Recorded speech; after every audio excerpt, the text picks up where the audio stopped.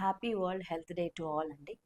ఇవాళ మనము heart healthy topic గురించి డిస్కస్ చేస్తాం. యాజ్ అ కార్డియాలజిస్ట్ హార్ట్ హెల్దీగా ఉండాలంటే ఎలాంటి హెల్త్ టిప్స్ పాటించాలో ఇవాళ తెలుసుకుందాం. హాయ్ అండి, నేను doctor Sharmili, consultant cardiologist, Apollo hospital. ఇవాళ మనము ఎక్సర్సైజ్ గురించి తెలుసుకుందాం. ఎక్సర్సైజ్ అనేది చాలా ఇంపార్టెంట్ అండి హార్ట్ హెల్త్ కోసము.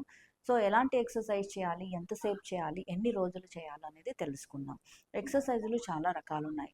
Walking, running, swimming, yoga, cycling, jogging, aerobic activities, ఇలాంటి చాలా రకరకాల ఎక్సర్సైజెస్ ఇప్పుడు వచ్చి ఉన్నాయన్నమాట.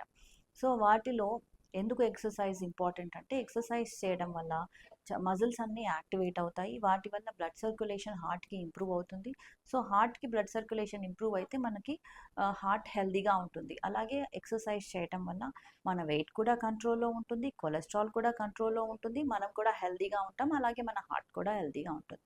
సో ప్రతిరోజు క్రమం తప్పకుండా 30 నుంచి 48 నిమిషాలు వాకింగ్ చేయండి. అందులోనూ మీరు ప్రతిరోజు వాకింగ్ చేయాల్సిన అవసరం కూడా లేదు.